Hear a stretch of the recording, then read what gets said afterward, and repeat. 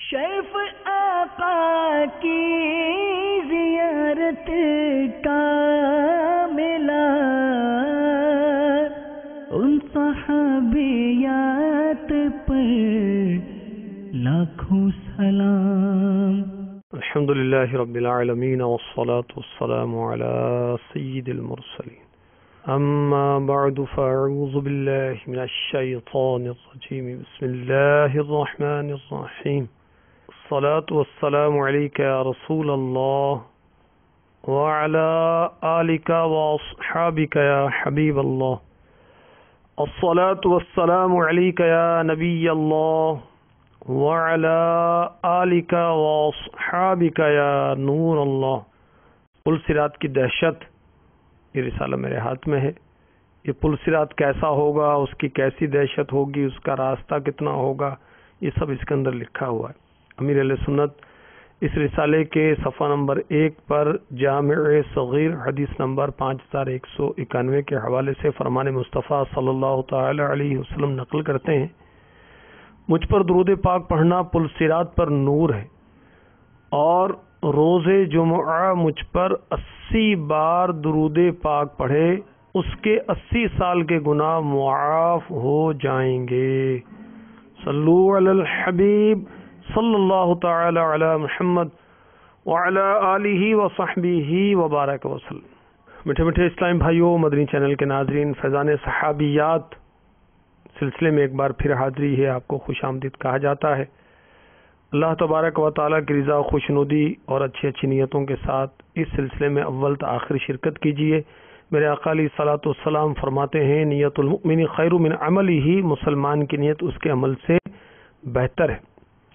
اچھی نیت نہ ہو تو نیک عمل کا بھی ثواب نہیں ملتا، اور کسی نیک کام میں، اچھے کام میں زیادہ سے زیادہ اچھی نیتیں کرتے چلے جائیں تو ثواب بھی بڑھتا چلا جاتا ہے۔ سیداتنا ام سلمہ رضی اللہ تعالی عنہا کی سیرت پاک کے تعلق سے یہ 5واں سلسلہ ہے، اور آج کے سلسلے میں عرض کیا جائے گا کہ صحابہ حضرت ام سلمہ رضی اللہ تعالی عنہا سے پوچھتے تھے۔ کیا پوچھتے تھے؟ کرام میں دن رات تیریاں گلاں یا رسول اللہ، آقا کی باتیں پوچھتے تھے۔ اور کیا پوچھنا تھا؟ صحابہ کرام علیہم رضوان یا صحابیات معاذ اللہ ہماری طرح فضول گفتگو تھوڑی کرتے تھے کہ ہم جو موسم پر تبصرے کرتے رہتے ہیں، سیاست پر اپنی خیالات جھاڑتے رہتے ہیں، یا اسلامی بہنیں جو نت نئے فیشن کی باتیں کرتی رہتی ہیں، زیورات کی ڈیزائننگ کی باتیں کرتی رہتی ہیں، تیری میری کرتی رہتی ہیں۔ صحابیات ایسا نہیں کرتی تھی، پیارے آقا علیہ الصلوۃ والسلام کی باتیں کرتی تھیں، آخرت کی توجہ کرتی تھیں اور آخرت کی باتیں کرتی تھیں، نیکی کی دعوت دیتی تھی، تلاوت کرتی تھیں۔ ترمذی شریف حدیث نمبر 2783۔ ام المؤمنین حضرت سیداتنا عائشہ صدیقہ رضی اللہ تعالی عنہا اور ام المؤمنین حضرت سیداتنا ام سلمہ رضی اللہ تعالی عنہا سے سوال کیا گیا۔ کیا سوال ہوا؟ رسول اللہ صلی اللہ تعالی علیہ وسلم کو کون سا عمل پسند تھا؟ اب آپ نے جواب کیا دیا؟ جواب دیا ما دیم علیہ وان قل، وہ عمل جس پر ہمیشگی ہو اگرچہ تھوڑا ہو۔ سوال کیا ہوا کہ رسول اللہ صلی اللہ علیہ وسلم کا پسندیدہ عمل، محبوب عمل، تو جواب کیا دیا؟ وہ عمل جو ہمیشہ ہو اگرچہ تھوڑا ہو۔ اور الفتح الکبیر حدیث نمبر 3777 میں ہے فَإِنَّ أَحَبَّ الْأَعْمَالِ إِلَى اللَّهِ مَا دِيمَ عَلَيْهِ وَإِن قَلَّ، بے شک اللہ عز و جل کے نزدیک پسندیدہ اعمال وہ ہیں جو ہمیشگی کے ساتھ کیے جائیں اگرچہ کم ہو۔ تو صحابہ کرام علیہم رضوان سیداتنا ام سلمہ رضی اللہ تعالی عنہا سے آقا کی باتیں پوچھتے تھے، تو یہاں آقا علیہ الصلوۃ والسلام کا پسندیدہ عمل پوچھا گیا اور بتایا گیا کہ وہ عمل جو ہمیشگی کے ساتھ ہو اگرچہ کم ہو۔ اسی تعلق سے صحیح بخاری شریف کی حدیث پاک بھی سن لیجئے، 6461 حدیث نمبر ہے۔ حضرت سیدنا مسروق رضی اللہ تعالی عنہ فرماتے ہیں میں نے ام المؤمنین حضرت سیداتنا عائشہ صدیقہ رضی اللہ تعالی عنہا سے پوچھا نبی صلی اللہ تعالی علیہ وسلم کو کون سا عمل زیادہ پیارا تھا؟ فرمایا ہمیشہ کا۔ میں نے کہا یعنی حضرت سیدنا مسروق رضی اللہ تعالی عنہ نے رات میں کس وقت اٹھتے تھے؟ فرمایا جب مرغ کی آذان سنتے تھے۔ صحیح مسلم شریف حدیث نمبر 1156۔ ام المؤمنین حضرت سیداتنا عائشہ صدیقہ رضی اللہ تعالی عنہا فرماتی ہیں کہ میرے سرتاج صاحب معراج صلی اللہ تعالی علیہ وسلم نے فرمایا جتنے اعمال کی طاقت ہو اسی قدر لو، بے شک اللہ عز و جل نہیں اکتاتا حتیٰ کہ تم اکتا جاؤ۔ اور آج صلی اللہ تعالی علیہ وسلم نے یہ بھی فرمایا کہ اللہ عز و جل کے نزدیک پسندیدہ عمل وہ ہے جس پر اس کا کرنے والا ہمیشگی اختیار کرے اگرچہ وہ عمل تھوڑا ہو۔ مفتی احمد یار خان نعیمی رحمۃ اللہ تعالی علیہ مرآت جلد 2 صفحہ 245 پر لکھتے ہیں پیارا عمل وہ ہے جو ہمیشہ ہو اگرچہ تھوڑا ہو، ہمیشگی دین و دنیا کی کامیابی کا ذریعہ ہے۔ استقامت دین کی کامیابی کا ذریعہ بھی ہے، دنیا کی کامیابی کا ذریعہ بھی ہے۔ مزید لکھتے ہیں استقامت 1000 کرامت سے افضل ہے، اتنا کام شروع کرو جو نبھا سکو۔ احیاء العلوم جلد 1 صفحہ 1043۔ حجت الاسلام حضرت سیدنا امام محمد بن محمد غزالی علیہ رحمۃ اللہ الوالی فرماتے ہیں انسانوں کی تمام اقسام کے حق میں وظائف میں اصل چیز ان پر ہمیشگی اختیار کرنا ہے، کیونکہ ان کا مقصد یہ ہے کہ باطنی صفات تبدیل ہو جائیں اور اعمال علیحدہ علیحدہ طور پر بہت کم اثر کرتے ہیں، بلکہ ان کے اثر کرنے کا احساس ہی نہیں ہوتا، اثر صرف مجموعے پر مرتب ہوتا ہے، لہذا ایک عمل پر کوئی اثر محسوس نہیں ہوتا، تو جب اس کے پیچھے دوسرا اور تیسرا عمل نہیں لائے گا تو پہلا اثر مٹ جائے گا۔ یہ اس فقیہ کی طرح ہوگا جس کا ارادہ یہ ہے کہ وہ فقیہ النفس ہو۔ وہ فقیہ النفس اسی وقت ہوگا جب کثرت کے ساتھ تکرار کرے۔ اگر وہ ایک رات تکرار میں خوب مبالغہ کرے، پھر ایک مہینے یا ایک ہفتے تک تکرار نہ کرے، پھر اس کی طرف لوٹے اور ایک رات تکرار میں خوب مبالغہ کرے تو اس کا کوئی اثر نہیں ہوگا، اور اگر اتنی ہی مقدار کو پے در پے راتوں میں تقسیم کر دے تو اس کا اثر ضرور ہوگا۔ تو بارگاہ رسالت میں پسندیدہ عمل کیا ہے؟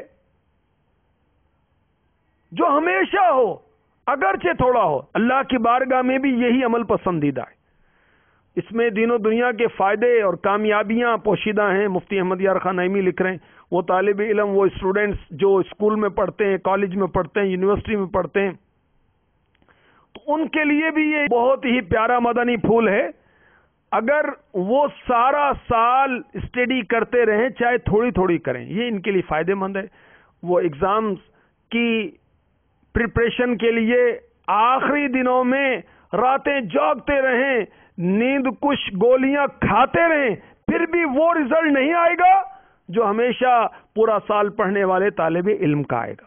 یہی نسخہ جامعہ کے طلباء کے لیے، یہی نسخہ مدرسۃ المدینہ کے طلباء کے لیے جو حفظ چاہتے ہیں کہ حفظ کرنے میں کامیاب ہوں۔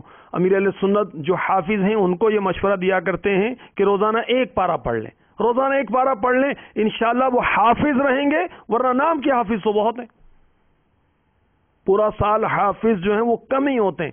تو جو استقامت کے ساتھ روزانہ 1 پارہ پڑھتا رہے گا انشاءاللہ عز و جل خوب اجر و ثواب پائے گا، اور ساتھ ہی ساتھ اس دائمی عمل کے فوائد اسے یہ حاصل ہوں گے کہ وہ بآسانی، اگر اس نے قرآن پاک سنانا ہے، رمضان میں مصلی سنانا ہے، آسانی کے ساتھ سنا سکے گا۔ جامعہ کے طلباء کے لیے بھی یہی نسخہ ہے، اور جس شعبے کے بھی لوگ ہیں ان کے لیے بھی یہ نسخہ ہے، اور جو اوراد و وظائف کرنے کا شوق رکھتے ہیں اور کرنا چاہیے، جو پیر و مرشد کے اوراد و وظائف ہیں ان کے لیے بھی یہی نسخہ ہے کہ وہ ان پر ہمیشگی کریں اگرچہ تھوڑا کریں۔ درود پاک پڑھنا ہے، آج تو جوش چڑھا تو 1200 دفعہ درود پڑھ لیا، اس کے بعد 1 مہینے تک چھٹی، پھر یاد آئے گا تو پھر جوش چڑھے گا، اس کے بجائے روزانہ 313 بار ہی پڑھ لیں بھائی۔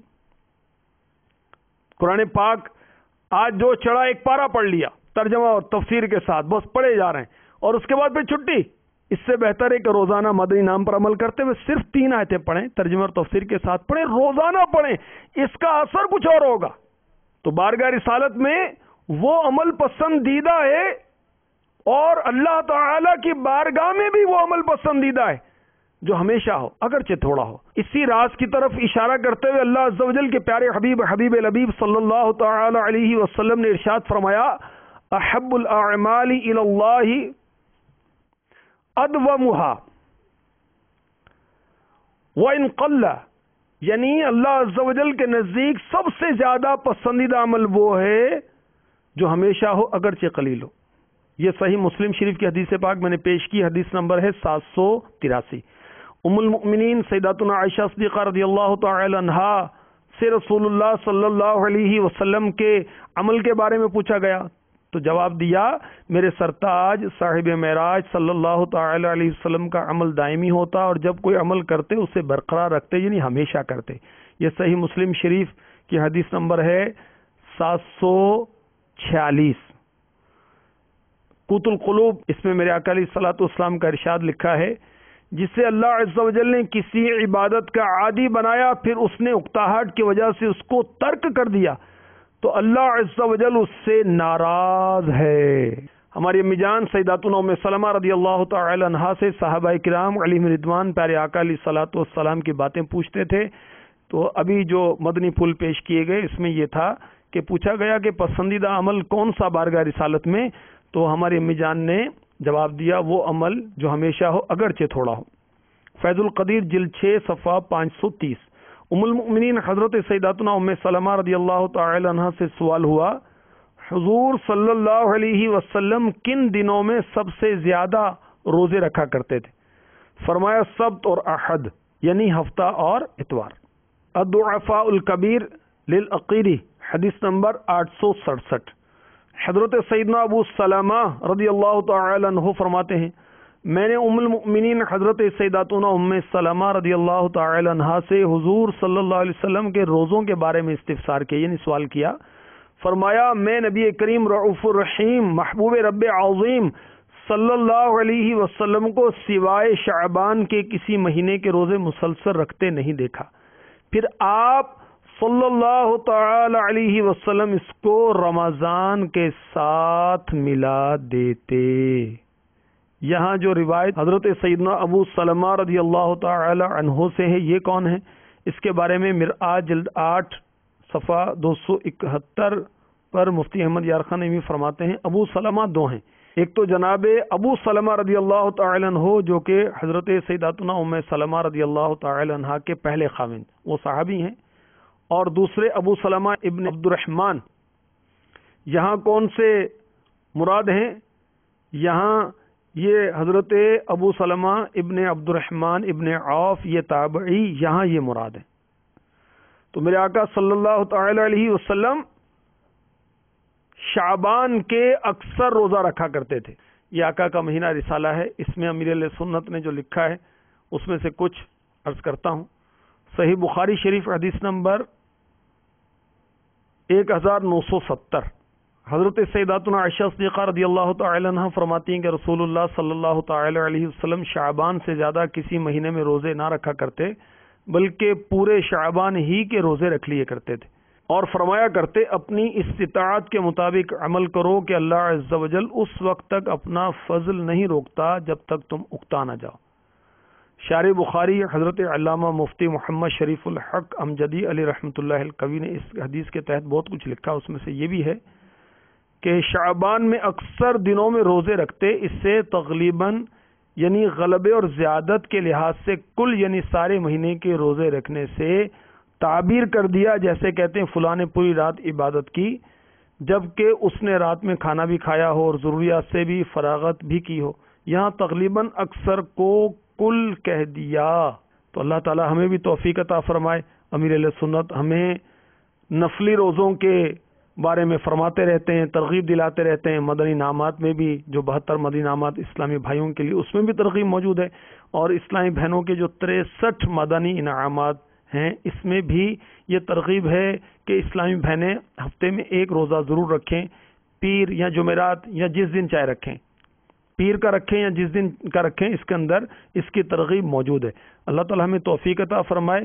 نفلی روزوں کی تو کیا بات ہے کہ اس میں بے شمار فوائد ہیں، دینی بھی دنیاوی بھی، اور ثواب اتنا ہے کہ اگر اس پر ہماری توجہ چلی جائے تو دل چاہے گا کہ بس روزے رکھے جائیں۔ یہ فیضان سنت میں جو فیضان رمضان ہے باب، اس کے اندر جو نفلی روزوں کا بیان ہے، اس کے اندر جو نفلی روزوں کی فضیلت لکھی ہے، اللہ اکبر، وہ پڑھیں تو بس ایسی رغبت ہوگی کہ دل چاہے گا کہ ہم بھی کثرت سے روزے رکھنا شروع کر دیں۔ دعوت اسلامی والوں کو تو اس کا زیادہ اہتمام کرنا چاہیے، اس لیے بھی کہ امیر اہل سنت جو دعوت اسلامی کے بانی ہیں، رہبر ہیں، الحمدللہ دعوت اسلامی کی مدنی تحریک کو لے کر چل رہے ہیں۔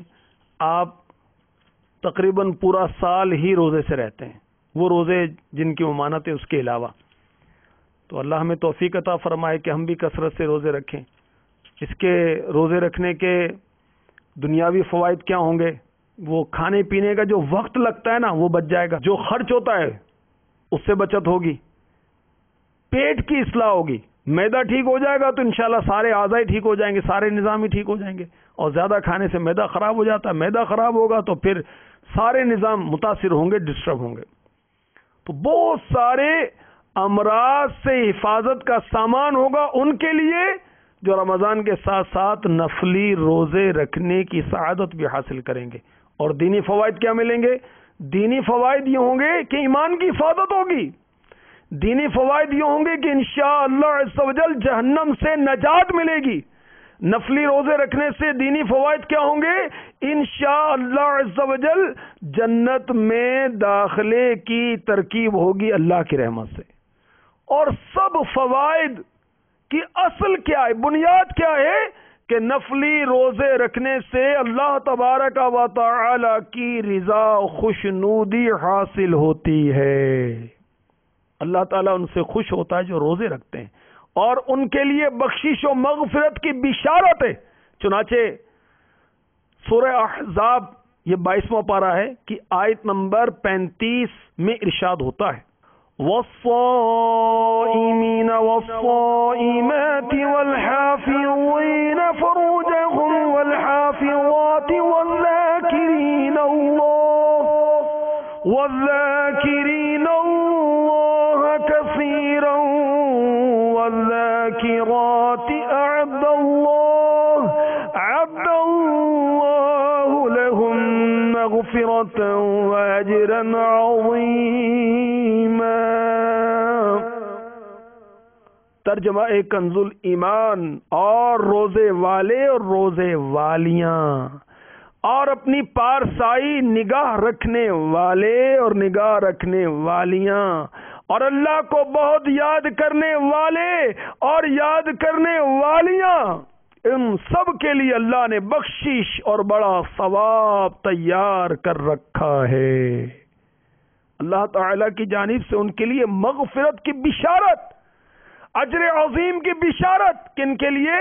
روزے رکھنے والوں کے لیے، اسلامی بھائیوں کے لیے بھی، اسلامی بہنوں کے لیے بھی، جو اپنی پارسائی کی حفاظت کرنے والے ہیں، حفاظت کرنے والیاں ہیں، ان کے لیے جو اللہ کو کثرت سے یاد کرنے والے ہیں، اور اللہ تعالیٰ کو کثرت سے یاد کرنے والی اسلامی بہنیں، ان کے لیے بھی اللہ تعالیٰ نے بخشش اور بڑا ثواب تیار کر رکھا ہے۔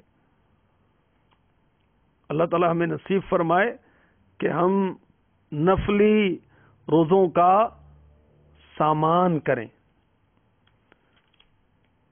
طبرانی کبیر حدیث نمبر 935، اللہ عز و جل کے محبوب دانۂ غیوب منزہ عن العیوب صلی اللہ تعالی علیہ وسلم کا فرمان جنت نشان، جس نے ایک نفلی روزہ رکھا، ایک، اللہ عز و جل اس کے لیے جنت میں ایک درخت لگائے گا جس کا پھل انار سے چھوٹا اور سیب سے بڑا ہوگا، وہ موم سے الگ نہ کیے ہوئے شہد جیسا میٹھا اور موم سے الگ کیے ہوئے خالص شہد کی طرح خوش ذائقہ ہوگا۔ اللہ عز و جل بروز قیامت روزہ دار کو اس درخت کا پھل کھلائے گا، ایک نفلی روزہ، اور جنتی پھل عطا ہوگا جو کہ شہد سے زیادہ میٹھا ہوگا، انار سے چھوٹا ہوگا، سیب سے بڑا ہوگا، سبحان اللہ۔ اور نفلی روزہ رکھتا ہے وہ جہنم سے دور کر دیا جاتا ہے۔ معجم کبیر حدیث نمبر 295، میرے آقا علیہ الصلوۃ والسلام فرماتے ہیں جس نے اللہ عز و جل کی راہ میں ایک دن کا فرض روزہ رکھا، اللہ عز و جل اسے جہنم سے اتنا دور کر دے گا جتنا 7 زمینوں اور آسمانوں کا مابین یعنی درمیانی فاصلہ ہے۔ اور جس نے ایک دن کا نفل روزہ رکھا، اللہ عز و جل اسے جہنم سے اتنا دور کر دے گا جتنا زمین و آسمان کا درمیانی فاصلہ ہے۔ اللہ تعالی ہمیں فرض روزوں کے ساتھ ساتھ نفلی روزے رکھنے کی بھی توفیق عطا فرمائے۔ ترمذی شریف حدیث نمبر 2847، حضرت سیدنا یعلا ابن مملک رضی اللہ تعالی عنہ سے روایت ہے، انہوں نے حضور صلی اللہ علیہ وسلم کی زوجہ مطہرہ ہم مومنوں کی ماں سیداتنا ام سلمہ رضی اللہ تعالی عنہا سے پیارے آقا علیہ الصلوۃ والسلام کی قرات اور نماز کے بارے میں پوچھا۔ جواباً ارشاد فرمایا، تمہیں ان کی نماز سے کیا نسبت؟ آپ نماز پڑھتے تھے، پھر نماز کے بقدر سوتے تھے، پھر سونے کے بقدر نماز پڑھتے تھے، پھر نماز کے بقدر سوتے تھے حتیٰ کہ صبح کرتے۔ پھر آپ رضی اللہ تعالی عنہ نے حضور صلی اللہ علیہ وسلم کی قرات یعنی تلاوت کرنے کی کیفیت بیان کرنے لگیں اور اس کی یہ صفت بیان کی کہ اس کا ایک ایک حرف واضح ہوتا تھا۔ یا آپ رضی اللہ تعالی عنہ نے خود قرات کر کے بتایا کہ حضور صلی اللہ علیہ وآلہ وسلم کی قرات اس طرح ہوتی تھی۔ یہ حدیث پاک آپ نے سنی، اب اس کی شرح سنی۔ تمہیں ان کی نماز سے کیا نسبت؟ ہماری امی جان فرما رہے ہیں، اس سے کیا مراد ہے؟ یعنی تم میں یہ ہمت اور جرت کہاں جو رات میں حضور صلی اللہ علیہ وسلم کی طرح نماز پڑھ سکو۔ اس فرمان کا مقصد یا تو حضور صلی اللہ علیہ وسلم کے عمل کی عظمت دکھانا ہے یا موجودہ حضرات پر حسرت کا اظہار ہے کہ ان کی ہمت پہلے کی سی نہ رہی، یا پوچھنے والے کو اس پر دلیر کرنا منظور ہے کہ وہ یہ بات سن کر جوش میں آئیں اور حضور صلی اللہ علیہ وسلم کی اقتداء کی کوششیں کریں۔ یعنی یہ جواب ہماری امی جان نے دیا، اس سے مراد کیا ہے؟ مفتی صاحب لکھ رہے ہیں کہ تم میں یہ ہمت اور جرت نہیں کہ تم رات میں پیارے آقا علیہ الصلوۃ والسلام کی طرح نماز پڑھ سکو، یا یہ مقصد ہے کہ پیارے آقا علیہ الصلوۃ والسلام کا عمل بہت عظمت والا ہے، شان والا ہے، یا ان کو حسرت دلانا ہے کہ پہلے بہت جذبہ تھا اب نہیں ہے، یا پھر انہیں اس بات پر ابھارا جا رہا ہے، جوش دلایا جا رہا ہے کہ تم بھی پیارے آقا علیہ الصلوۃ والسلام کی اقتداء کی کوشش کرو۔ پیارے آقا علیہ الصلوۃ والسلام نماز پڑھتے، نماز کی قدر سوتے، پھر سونے کی قدر نماز پڑھتے، پھر نماز کے بقدر سوتے حتیٰ کہ صبح کرتے۔ اس کے بارے میں مفتی احمد یار خان نعیمی لکھ رہے ہیں کہ تہجد سے پہلے سونا تہجد کے لیے شرط ہے اور اس کے بغیر نماز تہجد نہ کہلائے گی۔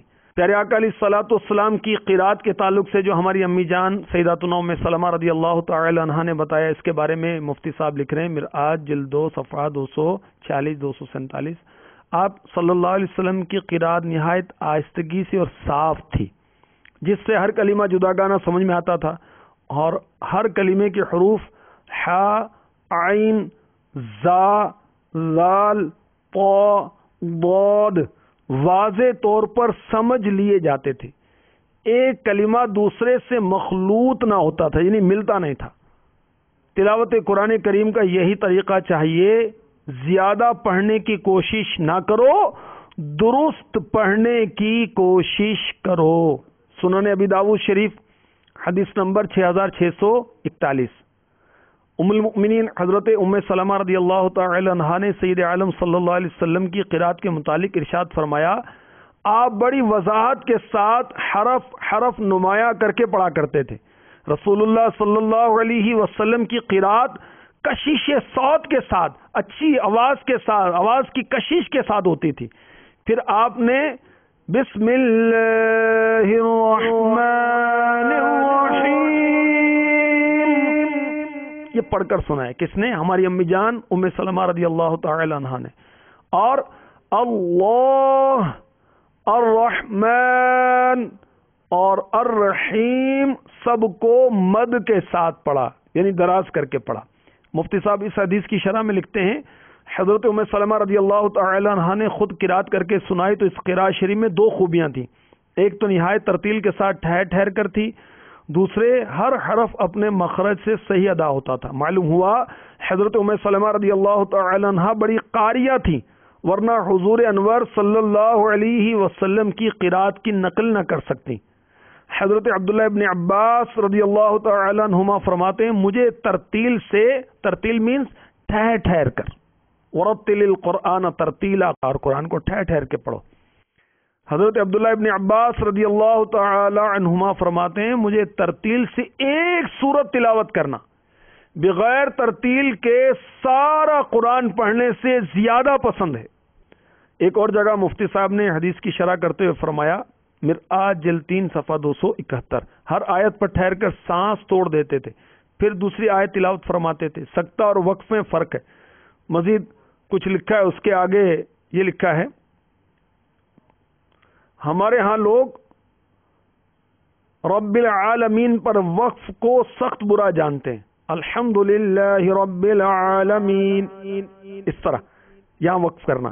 مفتی صاحب لکھتے ہیں یہ بھی درست نہیں، حضور انور صلی اللہ علیہ وسلم سے ثابت ہے، ہاں یہ کہو کہ بہتر نہیں. اور وقف حسن کے بارے میں لکھا ہے الحمدللہ رب العالمین الرحمن الرحیم مالک یوم الدین، اس طرح وقف کرے. مفتی صاحب نے یہ لکھا ہے یہ وقف حسن ہے کہ الحمد سے شروع کر کے یوم الدین پر وقف کرے ٹھہرے. اسی طرح کا سوال ہماری امی جان سیداتنا عائشہ صدیقہ رضی اللہ تعالی عنہا سے بھی ہوا. صحیح بخاری شریف حدیث نمبر 1146. حضرت اسود رضی اللہ تعالی عنہ فرماتے ہیں میں نے ام المؤمنین عائشہ صدیقہ رضی اللہ تعالی عنہا سے دریافت کیا سرور عالم صلی اللہ علیہ وسلم کی رات کی نماز کیسی تھی؟ فرمایا سید المرسلین رحمت للعالمین صلی اللہ علیہ وسلم رات کے شروع حصے میں سوتے تھے اور آخری حصے میں اٹھ کر نماز پڑھتے، پھر اپنے بستر کی طرف لوٹ آتے. جب مؤذن اذان کہتا تو نبی اکرم رسول محتشم شفیع معظم صلی اللہ تعالی علیہ وسلم اٹھ کھڑے ہوتے. اگر حاجت ہوتی تو غسل فرماتے، ورنہ وضو فرما کر نماز کے لیے چلے جاتے. پیارے آقا علیہ الصلوۃ والسلام کے صدقے میں، امہات المؤمنین کے صدقے میں، سیداتنا ام سلمہ رضی اللہ تعالی عنہا کے صدقے میں کاش ہمیں بھی نماز تہجد پڑھنے کی توفیق نصیب ہو جائے. اسلامی بھائی بھی پڑھیں، اسلامی بہنیں بھی پڑھیں. 72 مدنی انعامات اور اسلامی بہنوں کے لیے 63 مدنی انعامات، اس میں امیر اہل سنت نے تہجد کی ترغیب دلائی ہے. خوش نصیب ہیں وہ اسلامی بھائی، خوش نصیب ہیں وہ اسلامی بہنیں جو نماز تہجد ادا کرتے ہیں کہ بروز قیامت کوئی آواز دینے والا آواز دے گا. کہاں ہیں وہ لوگ جن کے پہلو خواب گاہوں سے یعنی بستروں سے جدا رہتے تھے؟ کچھ لوگ کھڑے ہوں گے اور وہ تھوڑے ہوں گے. ارشاد ہوگا جنت میں داخل ہو جاؤ. انہیں بے حساب جنت میں داخل کرنے کے بعد حساب کتاب کا سلسلہ شروع ہوگا. تہجد پڑھنے والے بے حساب جنت میں داخل ہوں گے. اللہ ہمیں نصیب فرما دے. تہجد پڑھیں، اشراق پڑھیں، چاشت پڑھیں، اوابین پڑھیں، فرض نمازوں کے ساتھ ساتھ. تو پیارے آقا علیہ الصلوۃ والسلام کی رات کی نماز کی کیفیت ہماری امی جان سے پوچھی گئی اور آپ نے اس کا ارشاد فرمایا. اور قرآن پاک پڑھنے کی کیفیت پوچھی گئی تو اس کے بارے میں ارشاد فرمایا. تو یاد رکھیے قرآن پاک ترتیل کے ساتھ یعنی ٹھہر ٹھہر کر پڑھنا مستحب ہے. ورتل القرآن ترتیلا، یہ سورہ مزمل ہے، پارہ 29 ہے اور آیت نمبر 4. ترجمہ کنز الایمان ہے. اور قرآن خوب ٹھہر ٹھہر کر پڑھو. ٹھہر ٹھہر کر پڑھنے سے کیا فائدہ ہوگا؟ غور و فکر کرنے کا موقع ملے گا. ٹھہر ٹھہر کر پڑھیں گے تو غور کیا جائے گا نا. حضرت انس رضی اللہ تعالی عنہ سے سوال کیا گیا پیارے آقا علیہ الصلوۃ والسلام کس طرح قرات کرتے تھے؟ تو آپ نے فرمایا پیارے آقا علیہ الصلوۃ والسلام مدات کو کھینچ کر پڑھتے، لفظ اللہ میں لام کے بعد الف کا خوب اظہار کرتے، اور رحمان میں میم کے بعد الف کا اظہار کرتے، اور رحیم میں 2 سے 6 مدات تک کھینچ کر وقف کرتے. صحیح بخاری کی حدیث کا خلاصہ پیش کیا، حدیث نمبر ہے 5046. تو ترتیل مستحب ہے، تاکہ اس میں غور و فکر کیا جائے۔ تو کاش ہمیں بھی قرآن ترتیل کے ساتھ پڑھنا نصیب ہو جائے۔ دعوت اسلامی قرآن پاک کی تعلیمات کو عام کر رہی، اسلامی بھائیوں میں بھی، اسلامی بہنوں میں بھی، مدنی منوں میں بھی، مدنی منیوں میں بھی، الحمدللہ۔ اسلامی بھائیوں کے لیے مدرسۃ المدینہ بالغان، اسلامی بہنوں کے لیے مدرسۃ المدینہ بالغات، اسلامی بہنوں کے بچوں کے لیے بھی مدرسۃ المدینہ کی ترکیب ہے، بچیوں کے لیے بھی مدرسۃ المدینہ کی ترکیب ہے۔ تو وہ اسلامی بھائی جو قرآن پاک نہیں پڑھے ہوئے وہ دعوت اسلامی کے مدرسۃ المدینہ بالغان میں آ جائیں۔ وہ اسلامی بہنیں جو اب تک قرآن پاک نہیں پڑھی ہوئی، سوچتی ہیں کہ عمر بڑی ہو گئی اب کیا پڑھیں اس عمر میں، نیکی کے لیے کوئی عمر مخصوص ہے؟ ہر عمر میں کرنی چاہیے۔ جب جاگے ہوا سویرا، پہلے نہیں پڑھا اب احساس ہوا تو اب شروع کر دیں۔ دعوت اسلامی کے مدرسۃ المدینہ بالغات اسلامی بہنوں کے لیے حاضر ہیں، اور اسلامی بہنیں بغیر کسی فیس کے پڑھاتی ہیں الحمدللہ۔ اور پاکستان بھر میں، دنیا بھر کا مجھے معلوم نہیں، پاکستان میں، صرف پاکستان میں میرا اندازہ ہے کہ 5000 سے بھی زائد مدرسۃ المدینہ بالغات روز ہوتے ہیں، جس میں اسلامی بہنیں اسلامی بہنوں کو فری آف کاسٹ قرآن پاک کی تعلیم دیتی ہیں، ساتھ میں اور بھی بہت کچھ سکھاتی ہیں۔ صحابہ کرام علیہم رضوان، ہماری امی جان سیداتنا ام سلمہ رضی اللہ تعالی عنہا سے آ کر آقا کی باتیں پوچھا کرتے تھے۔ یہ آج کا عنوان ہے۔ اسی تعلق سے ایک اور حدیث پاک پیش کرتا ہوں، مستدرک حدیث نمبر 8321۔ حضرت سیدنا عبید اللہ بن قبطیہ فرماتے ہیں، حضرت سیدنا حارث بن ابی ربیعہ اور حضرت عبداللہ بن صفوان رضی اللہ تعالی عنہما ام المؤمنین حضرت سیداتنا ام سلمہ رضی اللہ تعالی عنہا کی بارگاہ میں حاضر ہوئے، میں بھی ان کے ساتھ تھا۔ انہوں نے ام المؤمنین رضی اللہ تعالی عنہا سے اس لشکر کے بارے میں پوچھا جو زمین میں دھسا دیا جائے گا، اور یہ واقعہ حضرت سیدنا عبداللہ بن زبیر رضی اللہ تعالی عنہ کے زمانے کا تھا۔ تو ام المؤمنین حضرت سیداتنا ام سلمہ رضی اللہ تعالی عنہا نے ارشاد فرمایا، میں نے رسول اللہ صلی اللہ علیہ وسلم کو فرماتے ہوئے سنا، کوئی پناہ لینے والا حرم میں پناہ لے گا، اس کی طرف ایک لشکر بھیجا جائے گا، جب وہ بیدا کی زمین میں ہوں گے تو دھنسا دیے جائیں گے۔ میں نے عرض کیا، یا رسول اللہ صلی اللہ تعالی علیہ وسلم، انہیں اس شخص کے ساتھ کیوں کر دھنسایا جائے گا جو اپنے گھر سے زبردستی نکالا گیا ہے؟ فرمایا، اسے بھی ان کے ساتھ دھنسا دیا جائے گا، لیکن پھر بروز قیامت اپنی نیت پر اٹھایا جائے گا۔ تو جیسی نیت ویسی مراد۔ اللہ ہمیں اچھی اچھی نیتیں کرتے رہنے کی توفیق عطا فرمائے۔ ترمذی شریف حدیث نمبر 3444، حضرت سیدنا شہر بن حوشب رضی اللہ تعالی عنہ فرماتے ہیں، میں نے ام المؤمنین حضرت سیداتنا ام سلمہ رضی اللہ تعالی عنہا سے عرض کی، اے ام المؤمنین، رسول اللہ صلی اللہ علیہ وسلم جب آپ کے پاس ہوتے تھے اکثر کون سی دعا کرتے؟ آپ رضی اللہ تعالی عنہ نے فرمایا، میں حضور صلی اللہ علیہ وسلم سے عرض کی تھی کہ آپ اکثر یہ دعا کیوں مانگتے ہیں، یا مقلب القلوب ثبت قلبی علی دینک، اے دلوں کے پھیرنے والے میرے دل کو اپنے دین پر ثابت قدم رکھ۔ تو رسول اللہ صلی اللہ علیہ وسلم نے ارشاد فرمایا، اے ام سلمہ رضی اللہ تعالی عنہ، ہر انسان کا دل اللہ تعالی کے دست قدرت کی انگلیوں میں سے 2 انگلیوں کے درمیان ہے، جسے چاہے سیدھی راہ پہ کر دے، جسے چاہے راہ سے بھٹکا دے۔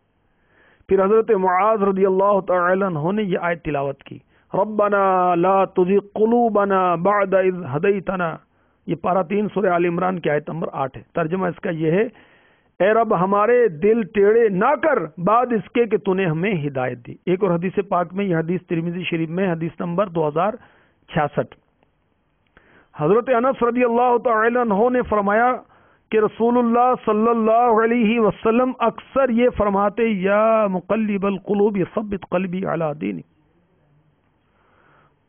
تو انہوں نے عرض کی، یا نبی اللہ صلی اللہ علیہ وسلم، ہم آپ پر اور آپ کی تمام لائی ہوئی چیزوں پر ایمان لا چکے، تو کیا اب بھی آپ ہم پر اندیش ناک ہیں؟ فرمایا ہاں، لوگوں کے دل اللہ عز و جل کے دست قدرت کی انگلیوں میں سے 2 انگلیوں کے درمیان ہے، جدھر چاہے پھیر دے۔ اب اس حدیث کی شرح سنیے۔ مفتی احمد یار خان نعیمی رحمۃ اللہ تعالی علیہ مرآ، جو کہ مشکات شریف کی شرح ہے، اس میں آپ لکھتے ہیں یہ دعا کون سی دعا؟ یا مقلب القلوب ثبت قلبی علی دینک، اے دلوں کے پھیرنے والے میرا دل اپنے دین پر ثابت قدم رکھ۔ لکھتے ہیں یہ دعا تعلیم امت کے لیے ہے تاکہ لوگ سن کر سیکھ لیں، ورنہ حضور نبی کریم صلی اللہ علیہ وسلم کا دین حق سے ہٹ جانا ایسے ہی ناممکن ہے جیسے خدا کا شریک، بلکہ جس پر وہ یعنی پیارے آقا علیہ الصلوۃ والسلام نگاہ کرم کر دے وہ نہیں پھسل سکتا۔